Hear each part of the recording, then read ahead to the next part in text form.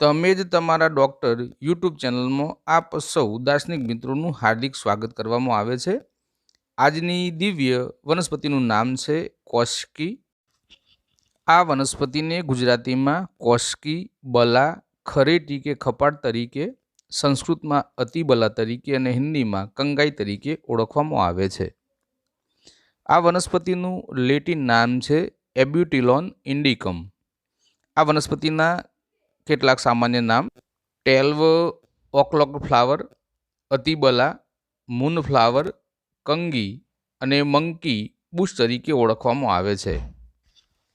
કોસ્કીના કેટલાક ગુણો: કોસ્કી પચવામાં ભારે, મધુર, શીતવીર્ય, વાયુ પિત્તશામક, પીડાનાશક, સોથહર એટલે કે સોજો મટાડનાર, હૃદય માટે ખૂબ જ હિતકારી, ધાતુ પુષ્ટિકર, ઓજ વધારનાર એટલે કે તેજ વધારનાર, કૃમિનાશક, મૂત્રવર્ધક, ગર્ભપોષક, બલ્ય, નેત્રરોગ, શ્વેતપ્રદર એટલે કે લ્યુકોરિયા મટાડવા માટે આ વનસ્પતિનો ઉપયોગ કરવામાં આવે છે.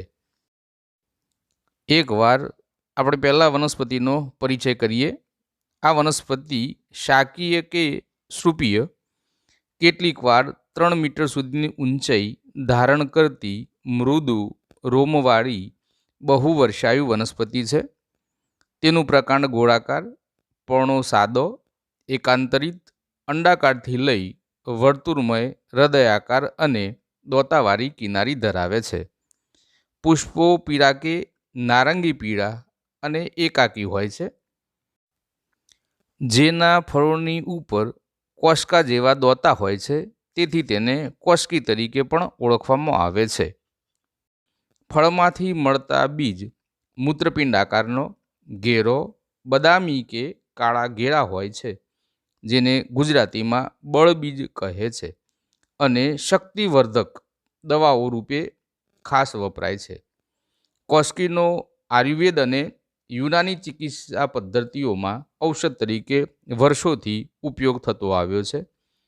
આયુર્વેદમાં આ વનસ્પતિને અતિબલાના નામથી પ્રચલિત છે.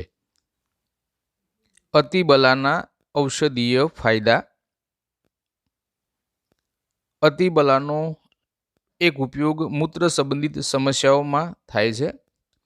મૂત્ર સંબંધિત સમસ્યાઓમાં પથરીમાં આનો ઉપયોગ કરવામાં આવે છે, કારણ કે આ વનસ્પતિ મૂત્રવર્ધક છે. એટલે આના પાનનો રસ અથવા મૂળનો ઉકાળો પીવાથી પથરી બનવાની શક્યતા રહેતી નથી. અને જો પથરીના નાના નાના કણો હોય તો એનો ઉકાળો કે પર્ણોનો રસ પીવાથી એ ધીમે ધીમે ઓગળીને પેશાબ માર્ગે દૂર થાય છે. સાથે સાથે પેશાબ અટકીને આવતો હોય, પેશાબ રોકાઈને આવતો હોય અથવા પેશાબની સાથે લોહી આવતું હોય તો એમાં પણ મૂળના ઉકાળાનું સવારસો સેવન કરવાથી આ સમસ્યાઓમાંથી રાહત મળે છે અને પેશાબમાં આવતું લોહી બંધ થાય છે. આ વનસ્પતિનો એક અસરકારક ગુણધર્મ એન્ટી ઇન્ફ્લામેશન છે, એટલે કે સોજો મટાડનારું છે. સાથે સાથે એ એન્ટીબેક્ટેરિયલ છે, એટલે આપણા દાંતમાં થયેલો જે રોગ હોય એ મોટે ભાગે એન્ટીબેક્ટેરિયલ હોય છે. એના કારણે દાંતમાં જો દુખાવો રહેતો હોય, પેઢા નબળા બની ગયા હોય, પેઢામાંથી લોહી વહેતું હોય, એવા સંજોગોમાં તમે આ વનસ્પતિના છાલનો ઉકાળો કરી એ ઉકાળા દ્વારા દિવસમાં 4 વખત કોગળા કરવાથી લગભગ બધી સમસ્યાઓમાંથી આપણને રાહત મળે છે અને પેઢામાંથી નીકળતું લોહી બંધ થાય છે. આ વનસ્પતિના બીજને બળબીજ કહેવાય છે અને સંસ્કૃતમાં આ વનસ્પતિને અતિબલા તરીકે પણ ઓળખવામાં આવે છે, જેનો અર્થ એ દર્શાવે છે કે આ વનસ્પતિના બીજ અતિશક્તિશાળી છે. એટલે જેમને શારીરિક નબળાઈ હોય અને જાતીય શક્તિમાં જો કોઈ ઘટાડો આવેલો હોય તો એવા મિત્રો માટે આ વનસ્પતિ આશીર્વાદરૂપ છે. એવા મિત્રો આ વનસ્પતિના ફળમાંથી મૂત્રપિંડ આકારના જે બીજ નીકળે એ બીજનો ઉપયોગ કરી શકે છે.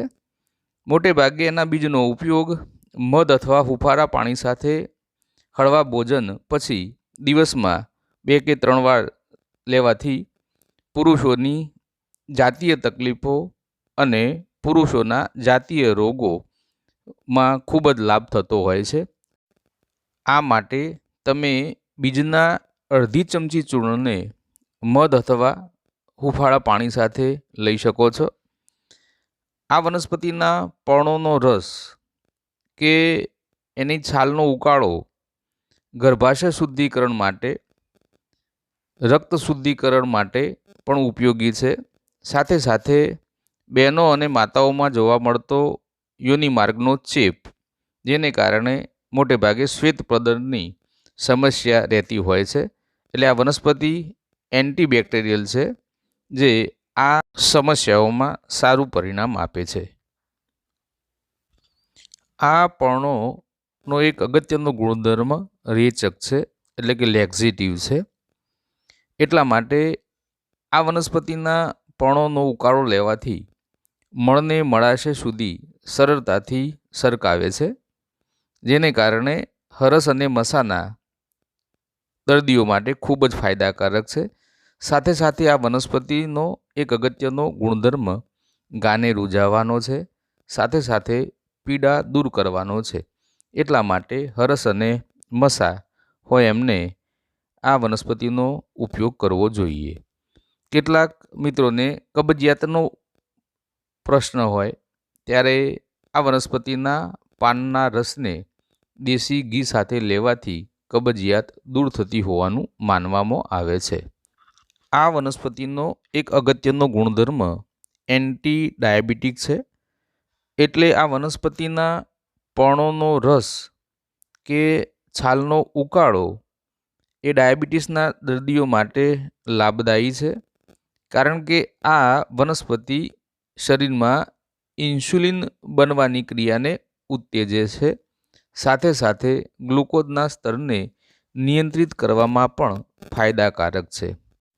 આ વનસ્પતિના છાલનો ઉકાળો સંધિવા એટલે કે આર્થરાઇટિસ માટે પણ ખૂબ જ ઉપયોગી છે, કારણ કે સંધિવા મોટે ભાગે વાયુથી થતો રોગ છે અને કેટલીક વાર મેટાબોલિઝમની અક્રિયાશીલતાથી પણ આ આર્થરાઇટિસ અથવા સંધિવા થઈ શકે છે. તો એમના માટે આ વનસ્પતિનો અગત્યનો ગુણ એવો એન્ટી ઇન્ફ્લામેશન કે જે સોજા દૂર કરે છે અને પીડામાં રાહત આપે છે. એટલે સંધિવાના મિત્રો પણ આ વનસ્પતિનો ઉપયોગ કરી દુખાવામાં રાહત મેળવી શકે છે. જે મિત્રોને કફની ફરિયાદ હોય તેમને પણ આ વનસ્પતિના પર્ણોના રસનું કે પર્ણોનો ઉકાળો બનાવી પીવાથી કફ પાતળો બની બહાર નીકળી જાય છે. આ વનસ્પતિના પુષ્પો કાચા ખવાય છે. સાથે સાથે દાજા ઉપર પણ અને ચોદી પડી હોય ત્યારે એને લસોટી એનો લેપ કરી લગાવાય છે. સાથે સાથે ઘા પડ્યો હોય ત્યારે અને ઘા રૂઝાતો ના હોય ત્યારે આ વનસ્પતિના મૂળનો ઉકાળો કરી એ ઘાને વારંવાર ધોવાથી ઘા મટે છે. મિત્રો, અહીંયા વિડીયોમાં દર્શાવેલી માહિતી માત્ર એક માહિતી સ્વરૂપે છે. કોઈપણ પ્રયોગ કરતાં પહેલાં તમે એકવાર તમારા આયુર્વેદિક ચિકિત્સકનું માર્ગદર્શન અને સલાહ લેશો. મિત્રો, અહીંયા વિડીયોમાં દર્શાવેલી માહિતી સારી લાગી હોય તો તમે જ તમારા ડૉક્ટર યુટ્યુબ ચેનલને લાઇક, શેર અને સબસ્ક્રાઈબ કરશો. વિક્રમભાઈ પટેલના જય શ્રી કૃષ્ણ.